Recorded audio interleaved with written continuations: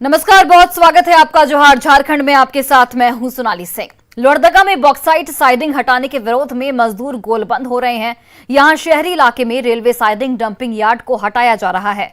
100 साल से भी अधिक वक्त से चल रहे साइडिंग को हटाने से नाराज मजदूरों ने हिंडाल्को कंपनी के खिलाफ जमकर नारेबाजी की। इन मजदूरों को पूर्व विधायक सुखदेव भगत का भी साथ मिला।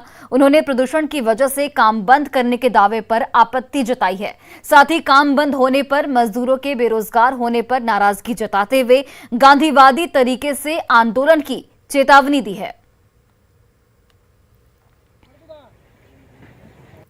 कंपनी यहाँ बार बार बोलता है कि प्रदूषण हो रहा है। इसके कारण से यहाँ से डंपिंग यार्ड दूसरी जगह लेना चाहती है। अगर प्रदूषण की बात है तो कंपनी बताए कि क्या प्रदूषण यहाँ पर हो रहा है। यहाँ हम लोग का हक और रोजी रोटी का अगर पेट पर लात मारती है, रोजगार छीनने की बात बोलती है, तो कंपनी यहाँ से रुपये भी हटाए, अन्यथा कोई चीज़ लेबर हम लोग नहीं रहने देंगे। अगर कंपनी यहाँ से सीधा सीधी लेबर का एक बात कहना है, अगर कंपनी इनको यहाँ से हटाती है तो सीधा सीधी कन्वेयर है और रोपवे ये भी यहाँ से हटा दे, पूरा नगर यहाँ से साफ रहेगा। लेकिन अगर मशीन से काम हो रहा है, उसके द्वारा काम हो रहा है और क्या रोपवे से काम हो रहा है और मजदूर यहाँ पे बैठेंगे, तो ये तो काम होने यहाँ पे नहीं देंगे। ये 5वीं अनुसूची है, अनुसूचित क्षेत्र है। और धनबाद के सरायढेला में स्टील गेट के पास सब्जी मार्केट में देर रात आग लग गई। इस आगलगी की घटना में 12 से अधिक दुकानें जलकर राख हो गईं। इनमें किताब दुकान, होटल, जूता चप्पल की दुकान और छोटी बड़ी गुमटी नुमा दुकान शामिल हैं। आगलगी में दुकानदारों को लाखों की संपत्ति का नुकसान हुआ है। आगलगी के 12 घंटे बाद भी धुआं निकलता वहां से दिख रहा है। दुकान जलने के बाद पीड़ित दुकानदार निराश दिख रहे हैं। वहीं घटना के बाद किसी जनप्रतिनिधि के नहीं पहुंचने पर नाराजगी भी यहां पर देखी जा रही है। पीड़ित दुकानदारों ने सरकारी मदद की गुहार लगाई है। 2 तस्वीरें आपके टीवी स्क्रीन पर, जहां पर देखिए दुकान किस तरीके से जलकर राख हो गई है। यहां पर करीब 25 दुकानें जली हैं और निराशा इसलिए लोगों में है क्योंकि अभी तक किसी भी जनप्रतिनिधि ने इनकी सुध नहीं ली है। सभी दुकानदारों ने सरकार से मदद की गुहार लगाई है। दुकान था, उधर से आग लगा। लगने के बाद इधर गुमटी में था किताब दुकान, चप्पल का दुकान, जूता का, पान का दुकान था, टेलर का दुकान था, होटल था, चाय नाश्ता का दुकान था। 4 दुकान का जल के राख हो गया। रांची नगर निगम की ओर से मेन रोड इलाके में अतिक्रमण हटाओ अभियान चलाया गया। इस दौरान कई सामानों को भी जब्त किया गया, तो वहीं 2 व्हीलर जो भी सड़क किनारे खड़े थे उनका भी फाइन काटा गया। जिन्होंने फाइन नहीं भरा उनकी गाड़ियों को यहां पर जब्त भी किया गया है। दरअसल हाल के दिनों में मेन रोड इलाके में सड़क जाम से गाड़ियां रेंग रही थी, काफी परेशानी हो रही थी और इसे देखते हुए ट्रैफिक पुलिस और नगर निगम की ओर से संयुक्त अभियान चलाया गया। लोगों का आरोप था कि दुकान के सामने पार्किंग की जगह नहीं है और इसी वजह से गाड़ियों को पार्क करने में परेशानी हो रही है।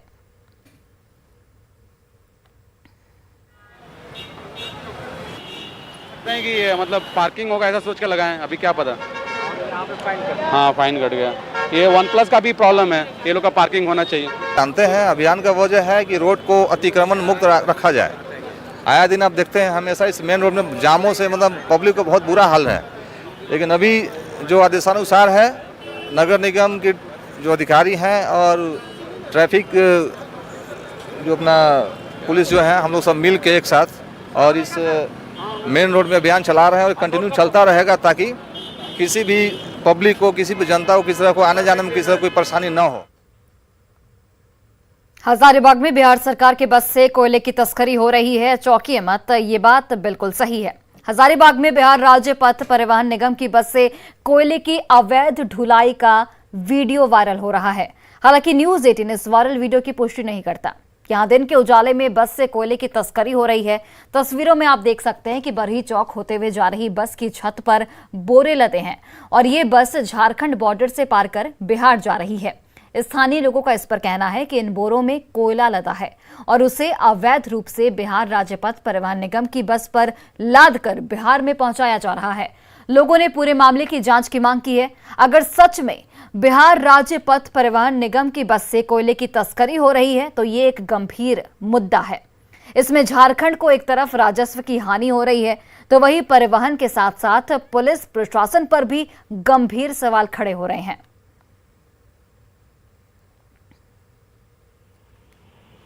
और देखिए, इस मामले के सामने आने के बाद अब कई सवाल भी खड़े हो रहे हैं। न्यूज़ 18 लगातार सवाल खड़े कर रहा है कि सरकारी बस से कोयले की तस्करी आखिर कैसे हो रही है, किसी की नजर क्यों नहीं जा रही है। सवाल ये भी कि कोयले की बुकिंग के आरोपी पर कार्रवाई आखिर कब तक की जाएगी। सवाल ये, और ये सबसे महत्वपूर्ण सवाल है कि क्या तस्करी में बिहार का परिवहन विभाग शामिल है। तो ये तमाम सवाल इस पूरे मामले को लेकर खड़े हो रहे हैं। प्रतिबंधित नक्सली संगठन भाकपा माओवादियों के खिलाफ के लिए झारखंड और छत्तीसगढ़ सीमा पर स्थित बूढ़ापहाड़ कई दशकों तक सुरक्षित शरणास्थली के रूप में रहा है, लेकिन ऑपरेशन ऑक्टोपस की वजह से अब इस इलाके से माओवादियों के पांव उखड़ने शुरू हो गए हैं। पुलिस और सीआरपीएफ के जवानों ने कई महीनों से चले आ रहे अभियान के जरिए नक्सलियों को भारी नुकसान पहुंचाया है। ऑपरेशन ऑक्टोपस के दौरान सुरक्षा बलों को लगातार कई सफलताएं भी मिली हैं। सीआरपीएफ के झारखंड रेंज के आईजी अमित कुमार ने बताया कि 2 चरणों में ऑपरेशन चलाया गया। सुरक्षा बलों की कार्रवाई तब तक चलती रहेगी जब तक नक्सलियों का पूरी तरह से सफाया नहीं हो जाता। अमित कुमार ने यह भी बताया कि झारखंड पूरी तरह से नक्सल मुक्त होने के कगार पर है। बूढ़ापहाड़ झारखंड और छत्तीसगढ़ की सीमा पर है। 3 जिले वहाँ हैं और पिछले कई दशक से वहाँ नक्सलियों का जमावड़ा रहा है। अभी इस बार ऑपरेशन ऑक्टोपस 2 चरणों में हुआ। मूलतः पहला चरण अगस्त में हुआ जब बारिश हो रही थी, और उस बार पुलिस बल और सुरक्षा बल सीआरपीएफ के फोर्सेस वहाँ जाकर के नक्सलियों के ठिकानों की टोह ले सके। और उसके बाद दूसरा चरण सितंबर के पहले सप्ताह में हुआ, और उसी दौरान हम लोगों ने 4 कैंप वहाँ स्थापित कर दिए। ये फर्स्ट वीक ऑफ सितंबर में चालू हुआ था और निरंतर अभी तक चालू है। 4 कैंप लगने के बाद से हमारी फोर्सेस वहाँ रह रही हैं और उस पूरे इलाके को सैनिटाइज कर रही हैं, डिमाइन करने की कार्रवाई चल रही है। और उसके साथ साथ नक्सलियों ने जो अपना साजो सामान, हथियार, बम गोले जो छिपा करके रखे हुए थे फ्यूचर यूज़ के लिए, उसकी बरामदगी की जा रही है। तो अभी तक हम लोगों ने वहाँ 629 आईडीज़ बरामद किए हैं बूढ़ापहाड़ के इलाके से, और हमारे कैंप अब वहाँ पूरी तरह से डोमिनेंट पोजीशन में है। और ये प्रक्रिया अभी चल रही है। ऑपरेशन ऑक्टोपस एज सच ख़त्म नहीं हुआ है। जब तक पूर्णतः नक्सली इंफ्रास्ट्रक्चर को हम डिसमेंटल नहीं कर देते तब तक ये प्रक्रिया चलती रहेगी। और गुमला में 10 साल से फरार पीएलएफआई का सदस्य गिरफ्तार कर लिया गया है। सिसई में पीएलएफआई का सदस्य और लाल वारंटी रेवड़वा कुचाई टोली निवासी लंबू राव को गिरफ्तारी के बाद जेल भेज दिया गया। घर आने की गुप्त सूचना के बाद पुलिस ने उसे गिरफ्तार किया। उस पर सिसई थाने में जनवरी 2013 में रंगदारी, लेवी और आर्म्स एक्ट के तहत मामला दर्ज है, जिसके बाद से वो फरार था। 2013 में वह पीएलएफआई का सक्रिय सदस्य था और कई कांड में शामिल था। पुलिस लंबू राव के आपराधिक मामलों की जांच कर रही है।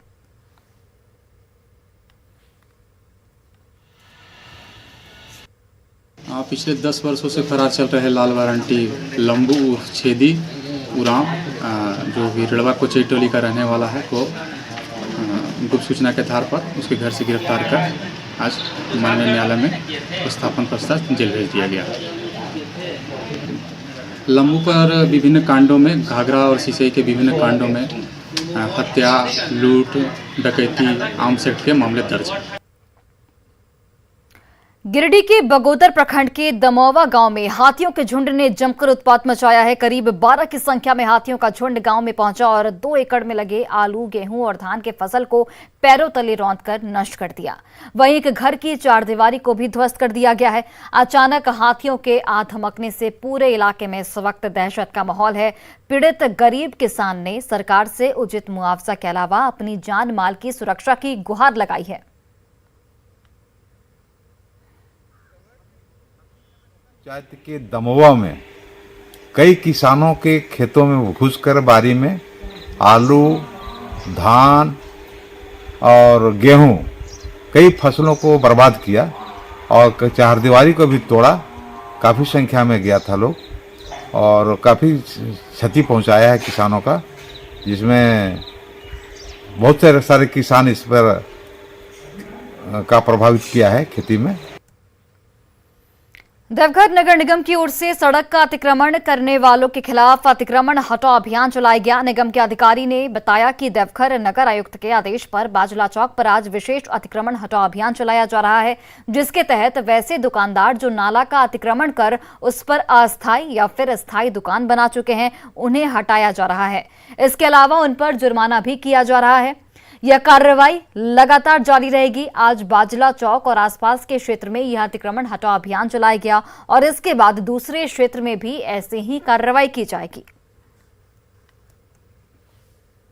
महोदय है के आदेश के आलोक में हम लोग जो रोड साइड में आता है जो बाधित होने के कारण आदेश है कि लोगों को अतिक्रमण जो है हटाना है और जो परमानेंट कर लिया ये लोग को फाइन भी करना है। हम लोग तो लगातार 2 दिन पूरे जो देवघर नगर निगम क्षेत्र में अतिक्रमण है उसको हटाएंगे और उसके लिए फाइन भी करेंगे। जमशेदपुर की मार्गों में खुदीराम बोस चौक के अनावरण के दौरान भाजपा और कांग्रेस के कार्यकर्ता आपस में भिड़ गए। दोनों पक्षों के बीच जमकर हाथापाई हुई। सूचना मिलने पर मौके पर पहुंची टीम ने किसी तरह से दोनों पक्षों को शांत करवाया। दरअसल कार्यक्रम में जमशेदपुर सांसद विद्युत वरण महतो को नहीं बुलाने पर भाजपा कार्यकर्ता टाटा स्टील UISL का विरोध कर रहे थे और इसी बीच कांग्रेस कार्यकर्ता भी वहां पर पहुंच जाते हैं और दोनों पक्षों में विवाद शुरू हो जाता है। हालांकि फिलहाल पुलिस ने इस पूरे मामले को शांत करा लिया है। खंडा का पुनर्स्थापन हुआ है। टाटा कंपनी के जुस्को ने इसका स्थापना किया है। आज उद्घाटन हो रहा है तो मैं इस उद्घाटन के आयोजनकर्ता से पूछना चाहता हूं, क्या सिर्फ जमशेदपुर में पश्चिम के विधायक और मंत्री को क्यों बुलाया गया और माननीय सांसद को क्यों नहीं बुलाया गया? रांची में कई भवन ऐसे हैं जो बिना इस्तेमाल के ही खंडहर में तब्दील हो चुके हैं। वहीं कुछ सरकारी भवन ऐसे भी हैं जिनका इस्तेमाल तो किया जा रहा है, लेकिन उनके इस्तेमाल का तरीका सवालों के घेरे में है। इस रिपोर्ट को देखिए।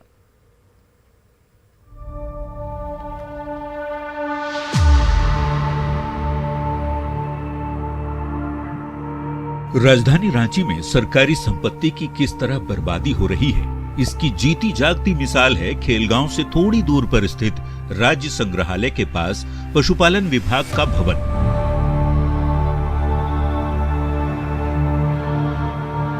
मुख्य सड़क से बिल्कुल सटे एक गेट के अंदर जंगलों के बीचों बीच खंडहर जैसे दिखने वाले 2 भवन नजर आते हैं। न्यूज़ 18 ने जब इन दोनों भवनों के संबंध में पड़ताल की तो जो जानकारी सामने आई वो काफी चौंकाने वाली थी। हमने जब आवाज देकर गेट को खुलवाया तो अंदर का नजारा बिल्कुल किसी जंगल से कम नहीं था। गार्ड ने बताया कि यह दोनों भवन पशुपालन विभाग के हैं, जिसमें एक अब पूरी तरह से क्लेम किया जा चुका है, जबकि दूसरे भवन को पशुपालन विभाग ने अपने अधीन काम करने वाली एक एजेंसी को किराए पर दे रखा है। वहीं बाहर धूप में कुछ ऐसी फाइलें भी दिखाई दी जिसके खत्म हो रहे अस्तित्व को बचाने की कोशिश की जा रही थी।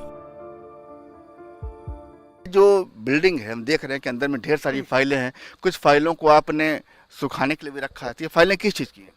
ये ऑफिस का ही है। ऑफिस का ही है? जी हाँ। ये जितने भी आप चीज़ें देख रहे हैं कि यहाँ पर जो सर्टिफिकेट है किसी विद्यार्थी के, और उस तमाम सर्टिफिकेट को देख सकते हैं कि किस तरीके से यहाँ पर है। अब ये किस चीज़ के हैं, यहाँ पर पशुपालन विभाग की अगर बिल्डिंग बताई जा रही है तो फिर ये सर्टिफिकेट जो झारखंड एकेडमिक काउंसिल का सर्टिफिकेट है ये यहाँ क्या कर रहा है, ये अपने आप में एक बड़ा सवाल है।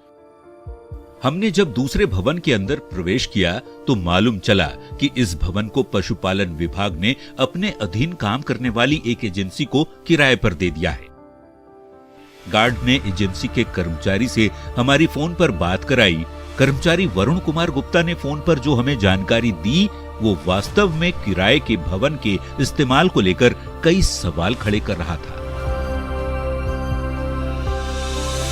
विभाग की ओर से आप लोगों को दी गई है क्या? हाँ, ये अभी जैसे हम लोगों का एग्रीमेंट है पशुपालन विभाग के साथ एआई परफॉर्म करने का झारखंड में जी, तो ये एज ए रेंट बेसिस पे जो है अलॉट किया गया है जेके ट्रस्ट को।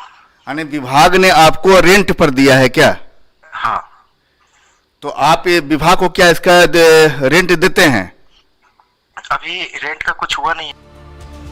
गार्ड भी अपने वेतन को लेकर काफी परेशान नजर आया। उसने कहा कि 24 घंटे काम करने के बावजूद उसे समय पर सैलरी नहीं मिल रही। से बात किया आपने? वही सर बचे, और फिर मुंबई में आदमी है, मुंबई में सर लोग, तो कभी कभी आते हैं। अच्छा, कभी साफ सफाई नहीं होती है यहाँ पर? साफ जितना हम अकेले कर सकते, जितना सक्षम है उतना हम साफ सफाई कर देते हैं अकेले। अब दिन रात 24 घंटा हमको सर यहीं पर रहना है, तो हम क्या कर सकते? पैसा भी आता है 2 महीना 3 महीना में सैलरी आता है। मैं घर की स्थिति के कारण। सैलरी कौन देता है? सैलरी मुंबई से आता है मेरा सैलरी।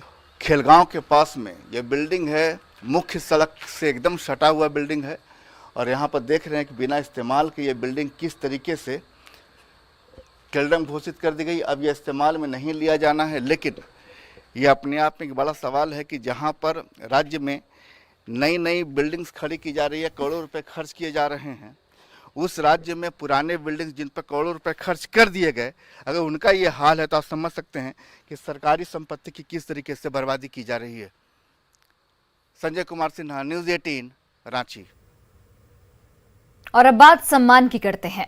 संगीत नाटक अकादमी ने वर्ष 2019, 2020 और 2021 के लिए पुरस्कारों का ऐलान कर दिया है। आजादी के अमृत महोत्सव के मौके पर विभिन्न कला विधाओं से जुड़े 128 कलाकारों को संगीत नाटक अकादमी पुरस्कार से नवाजा गया है। संगीत नाटक अकादमी पुरस्कार में झारखंड की माय माटी भाषा और संस्कृति को भी शामिल किया गया है। संगीत नाटक अकादमी की ओर से झारखंड के जिन कलाकारों को पुरस्कार दिया गया है, उनमें संथाली संगीत उस्ताद बिस्मिल्लाह खां युवा पुरस्कार 2020 और 2021 के लिए दुर्गा प्रसाद मुर्मू को चयनित किया गया है। इसके अलावा नागपुरी राग और रागनी के लिए महावीर नायक को संगीत नाटक अकादमी अमृत पुरस्कार 2022 दिया गया है। घोड़ा नृत्य और कुरमाली संगीत के लिए विनोद महतो, नागपुरी मर्दानी झूमर के जगदीश बड़ाइक को इसमें चयनित किया गया है। और इसी के साथ सरायकेला शैली के छऊ नृत्य के लिए ब्रजेंद्र पटनायक और स्वतंत्र रंगकर्मी और थिएटर में निर्देशन में योगदान के लिए अजय मलकानी का चयन किया गया है।